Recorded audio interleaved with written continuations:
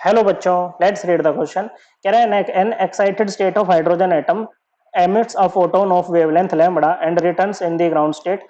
The principal quantum number of excited state is given by। तो देखो बच्चों, ये जैसे आपकी स्टेट्स हैं, ये n इक्वल टू वन, ये क्या होगी बच्चों? हाइड्रोजन के लिए आपकी ग्राउंड स्टेट होगी। हाइड्रोजन की इलेक्ट्रॉनिक कन्फिग्रेशन क्या होती है बच्चों? 1s1 होती है। ओके, तो n इक्वल टू वन इसकी क्या होगी बच्चों? ग्राउंड स्टेट होगी। ओके, ये n equal to two, n equal to three, n equal to four. Okay, तो कहीं से भी क्या हो रहा है मतलब कोई भी एक्साइटेड स्टेट है बच्चों, मान लो n इक्वल टू एन है उसका नाम। ओके बच्चों, तो वहां से क्या हो रहा है बच्चों, आपका जो हाइड्रोजन एटम है ना बच्चों, वो किसी एक्साइटेड स्टेट में था, तो एक्साइटेड स्टेट से अपनी ग्राउंड स्टेट में आया है। और जब ऐसा आया है ना बच्चों, तो उसने क्या करी है, एक फोटोन रिलीज किया है जिसकी वेवलेंथ है लैम्बडा। ओके बच्चों, क्या है? वेवलेंथ है lambda.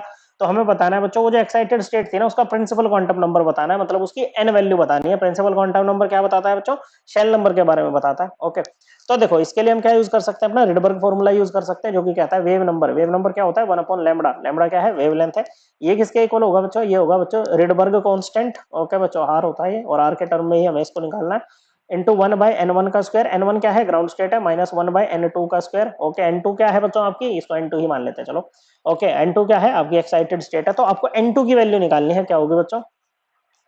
Into Z square. Z क्या होता है बच्चों? एटॉमिक नंबर होता है। और हाइड्रोजन का एटॉमिक नंबर क्या होता है बच्चों? वन होता है। क्या होता है बच्चों? वन होता है। तो ये हो जाएगा 1/लैम्बडा इक्वल टू आर। और n1 की वैल्यू क्या होगी बच्चों? यहाँ पर n1 की वैल्यू तो वन ही होगी बच्चों। ओके, क्या होगी बच्चों? वन होगी। तो ये हो जाएगा 1 - 1/n2 का स्क्वायर इंटू जेड स्क्वायर की वैल्यू भी बच्चों वन ही रहेगी यहाँ पर तो। ओके, तो ये क्या बनेगा बच्चों? ये बन जाएगा आपका, दिस इंप्लाइज 1/लैम्बडा इज इक्वल्स टू व्हाट बच्चों? 1/लैम्बडा आर कर दो इसको। ओके बच्चों, 1/लैम्बडा आर क्या हो जाएगा बच्चों? 1 - 1/n2 का स्क्वायर हो जाएगा बच्चों। ओके, तो यहाँ से आपका 1/n2 का स्क्वायर क्या आएगा बच्चों? ये आ जाएगा आपका 1 - 1/लैम्बडा आर। तो ये किसके इक्वल आएगा बच्चों? लैम्बडा आर आपका हो जाएगा बच्चों एलसीएम यहाँ पर।